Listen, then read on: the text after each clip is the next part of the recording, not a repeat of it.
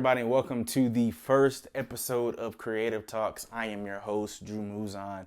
Creative Talks is going to be another segment that I'm going to have on my page. It's not going to be a whole new show. The only show is Walk with Drew for right now, but it will be just another segment of content I'm going to try to give you guys to kind of get down to the root of the business side, the admin side, the technical, the mindset side of creativity. That's what I'm calling it, Creative Talks.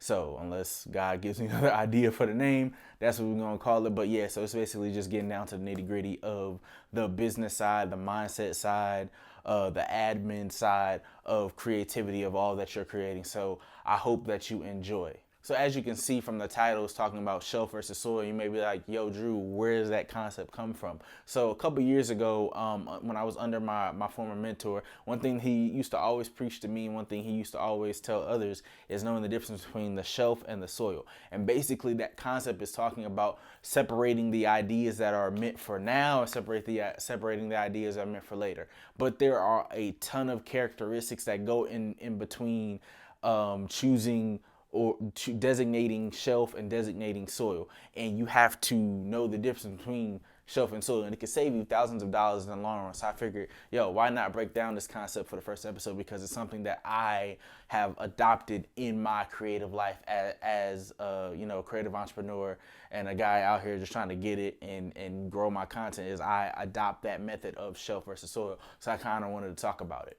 So first, you may be like, yo, Drew, what is the shelf? So the shelf is a place where you put ideas, you put businesses, you put concepts, you put anything into this category of shelf, and it's meant for a later time. So a lot of times God gives us ideas, right? God gives us ideas, and God never says this idea is meant for 10 years from now. He never says this idea is meant for 15 years from now. This idea is meant for next week. This idea is meant for this year. You may feel an urgency in your spirit to say, okay, it's for this year, or an urgency to say, wait on it. But God really never tells you when. My computer kind of died out just now, but God never really tells you when to drop something or when to do something. Not all the time. I know with certain ideas, God just gives them to you, right? So because God sometimes just gives us ideas and doesn't really tell us, yo, this idea is meant for this year or next year, a lot of times because we don't have the awareness to be able to separate the shelf versus the soil, we'll start working on an idea that God meant for us to work on in 2045 or for us to launch in 2045, and we start launching it in 2021. And I want to keep you guys from making those same mistakes that I did, because there are tons of things that I've started, that I've created, things that I've written, that I've put out, that I've published, that were not meant for the time that I put it out in, and it was meant for a later time, and where I have more wisdom, more revelation, more resources to be able to complete the project. But because I wasn't practicing the shelf versus soil method, I screwed up and put the thing out there and made the mistake. And it might not have been a bad thing, but I wasted time. Like I wasted time, I wasted money, I wasted resources, and it could have been a better product. So a lot of times in practicing shelf versus soil, it's not because the idea is a bad idea. It's the idea may need to get a little bit more developed, or God may have wanted it to look a different type of way. And because we don't have that designation in our spirit, in our mind, we haven't created the designation of shelf versus soil. We put out ideas this year that's not meant for next year. So I want to keep you guys from doing that.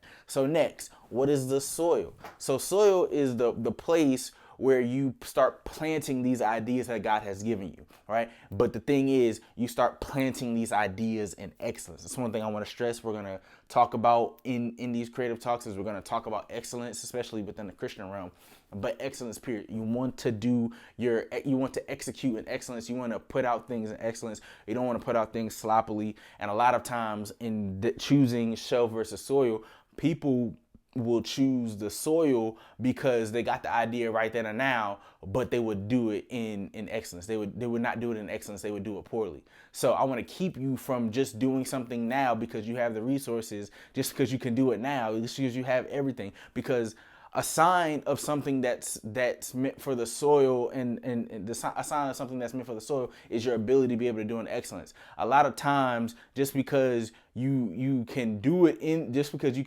in that present moment doesn't mean that it's not meant for the self. So I want to reiterate that just because you can do an idea in this season does not mean that it's meant for the soil, and just because you have all the tools does not mean that it's not meant for the shelf. Just because you have everything that you need in this season, I don't want you to be like, oh, well, I already have everything, so I'm going to just go and do it. No, because there may be something more to that. God may want to develop the idea a little bit. So that's just something to keep in mind. But yeah, so the soil is a place where you put ideas that line up, the resources line up, the timing lines up, the ideas line up, the motivation lines up. All that stuff lines up when you're thinking about something for that soil category. So now the question may be, yo, Drew, how do I figure out which one is which? So in figuring out how to do how to put what idea in what category, the first thing I want you to keep in mind is, do you, like I said earlier, do you have the resources to do it in excellence? Just because you have the resources does not mean that it's not meant for the shelf, but can you do the thing in excellence? That's the first thing you need to keep in mind.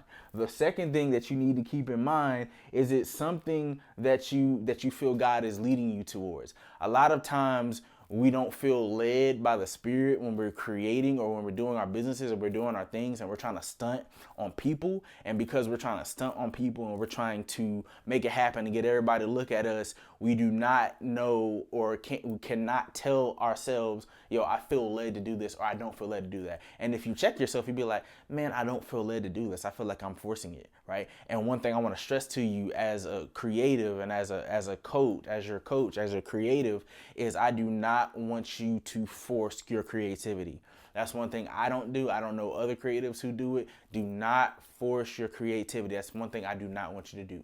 Do not force your creativity. If you do not have the capacity, if you do not have the motivation, if you do not have the idea written out all the way, do not force it just because everything else is right. Because you got to have 100 things checked off on the list and want to force it, and that whole thing just blows it all to shreds. So I want you to keep in mind that you need to be motivated and you need to be led. How I operate within that is I use what's called the green light, red light method. So I heard it from this minister named Kenneth Hagin. If you follow me on Instagram or Facebook, you know how much I love that dude. He's a minister who passed away a long time ago. But one thing he used to always say in being led by the Spirit of God is that you have green lights and that you have red lights. That a lot of times on certain things that he did, he would feel a red light in his spirit and he wouldn't go. He wouldn't go to that meeting. He wouldn't take that invitation. He wouldn't start that segment of his ministry if he felt a red light. But if he felt a green light from God, then he would go, right? And then there's another minister by the name of Paul White that I listen to a lot, and he kind of said the similar sentiments, basically saying that God started us off in peace. He's given us peace as an umpire, and because he's given us peace as an umpire, he started us off in peace. If you start feeling that peace deterred, you start feeling that peace troubled or disturbed, then you know you need to slow down and you might need to change direction, because he's given us rivers of peace. So if those rivers start feeling disturbed on the inside of you, then you should stop doing whatever it is that you're doing and try to and slow down and recalibrate and think about that next move, because God may be telling you to chill out on that. So another thing to keep in mind when you're putting out an idea or you're trying to designate between shelf and soil is, do you have the resources? Do you have the resources to complete the project? Meaning, do you have the people?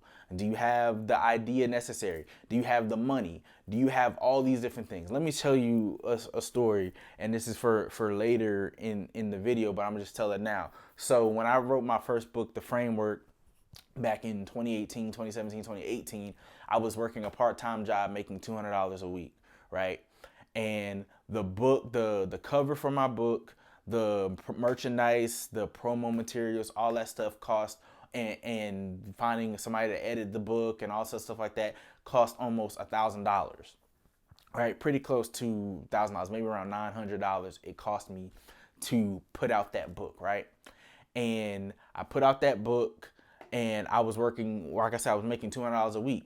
that was the dumbest thing I should have did. But because I was influenced by my mentor didn't tell me to go to that guy, but because I was looking up to my mentor, I was looking up to him and wanted to be like him, I was like, okay, I'm gonna go get the same dude that he got to do his graphics, to do my book, because I don't know nobody else and I don't know how to do it, right? But if I was a little bit more resourceful, so I'm talking about resources, if I was a little bit more resourceful, I could have found something for cheaper and I could have saved a whole lot of money. So I went and found that same dude. Me and my mentor were in two different seasons. A lot of times we want to do stuff that somebody else is doing and they have the capacity to do it, but we don't. A lot of times we want to do stuff that they can do, they have the money to do, they have the resources to do, and we want to do the same thing, and we do not have the resources or the capacity to do that. So that's the first lesson in that. But then the second thing is I wasted so much money. I was creating outside of my means. So an idea that is meant for the shelf is when you're creating outside of your means. If you have an idea for something and it costs $1,000 to put together, and you know you don't have $1,000 extra to dedicate towards whatever the idea is, it's definitely meant for the shelf, right? It's not meant for the soil. I don't unless God tell you to do it and the means don't add up and God tells you to do it, that's the only time you should be going against the grain with going outside of your means to create something. That's the only time. If God tells you to do it, God will provide for it. That's what I believe 100% period. But if God is leading you to do something, and he's leading you in an idea, but he hasn't really pressed like, nope, do it, do this, Drew, I'm going to provide for this, don't care what it looks like. If he has not given you that type of notion, you definitely need to work within your means and create within your means. Because I could have found a cheaper graphic designer, and the book still would have been good. The book still would have been that, but I would have been working and living and creating within my means. So, and it's crazy, hindsight being 2020. I'm like 2-3 years later, I'm doing graphic design services. So I'm like, boy, if I would have waited 2-3 years to create that book and kept that on the shelf and got new revelation like I was getting literally probably 6 months after I put out the book, I started getting new revelation. If I would have held on to that book and would have not paid that guy, and I would have got Photoshop maybe a year later, and I would have started working in there and been able to design my own book cover and save a buku loads of money. But because I didn't do that, I ended up wasting a lot of money. And then two, I only sold like 20 copies of that book. So I was selling that book at $13 a copy, and I sold maybe 20 books, and I didn't even reap all the royalties because of the site that I was using to put out my book, to self-publish my book, was messing up people's royalties, and I'm gonna talk about that in a later date. But yeah, they were messing up people's royalties, so I didn't even recoup what I put in. So I sold the book. I sold maybe 20 books, sold them at $13 a copy or whatever, and I put $900 something into the book. I didn't recoup not even half of what I put into it, right? So that's, so you know, it's a shelf idea. I couldn't even recoup half of what I put into it. So what was I thinking, you know? So a lot of times, like the way this whole method of shelf versus soil is going to benefit you is, a lot of times us as creatives, we are impatient. We want to put stuff out. We want to stun on people. We want to show off our creativity. We want to show off what God is doing in our lives or whatever.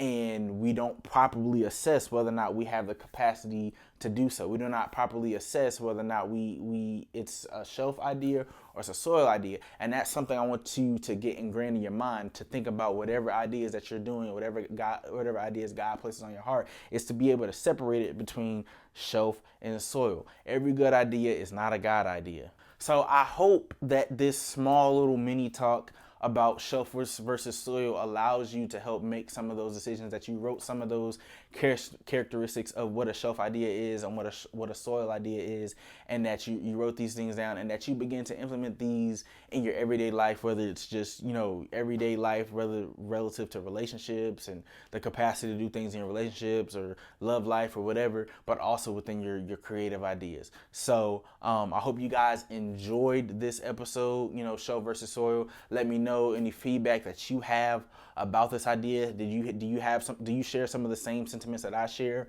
relative to designating, you know, shelf versus soil? Do you have an interesting story that you may want to tell me that, yo, I did this and this idea definitely was a shelf idea, Drew, and I put it out in the soil and this happened? Please write it below in the comments. So with that being said, guys, I hope you guys enjoy this. Please like, subscribe, share, get this out to all of your friends. There will be more episodes as God leads me. If there's topics that you want to hear about that are in that creative talk vein, like I said in the beginning, administrative, the business side of creativity, if there are more topics that you have on your heart that you want to hear me discuss, please write them below and I will be sure to make a video about them. So until next time, my name is Drew Muzan. Peace out.